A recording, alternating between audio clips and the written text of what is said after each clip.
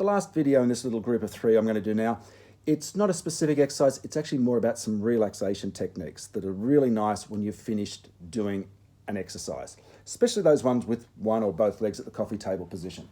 So I already showed you one in the previous video when we're doing our single leg stretch, which was the round the clock stretch. And so what I could do is I could bring the legs up to coffee table, hands are on the knees, and I'm just circling around on my sacrum. So as I might have mentioned, and I know I did, your sacrum is in this area here. You've got the 2 halves of the pelvis here, and it's a really nice movement. But if you didn't have your knees at coffee table and your hands on your knees, and you did the same movement that I'm doing right now with your feet on the floor, you're doing pelvic clocks. And you'll find that you can actually get an even larger movement. And especially going into extension, which is that arching away from your sponge that I'm doing now. That's flexion where I'm squishing down on my sponge. So you can get a much, much larger movement, and I'll generally do it at roughly this speed, relatively slowly, and I'll do several circles in a clockwise direction. I'll then switch directions and go anti-clockwise, and then I'll go back and I'll do each direction again.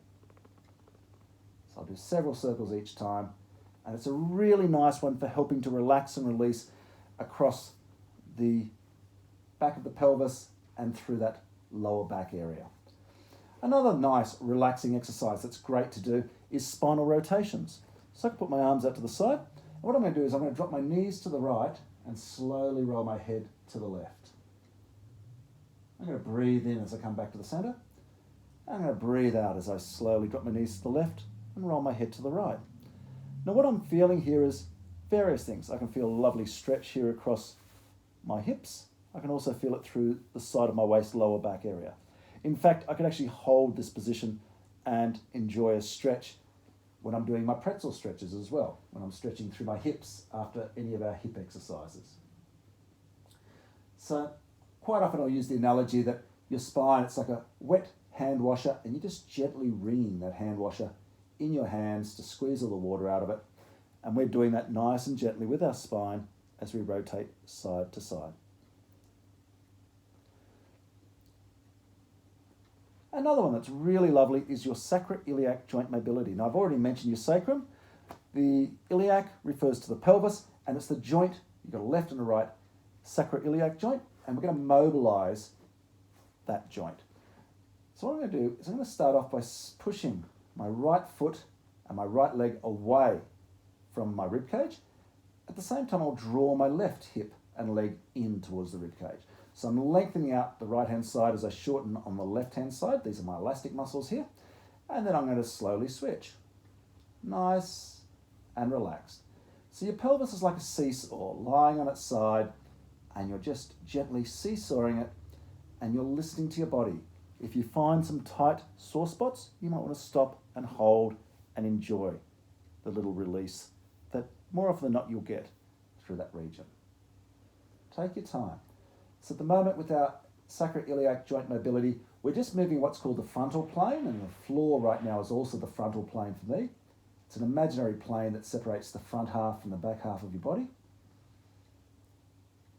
And what I could do is I could also add some upper body flexion to that as well. So as I draw my right hip up, I can crunch my right rib cage down to meet that hip and shorten even further down the side of my waist and lengthen even further down the other side.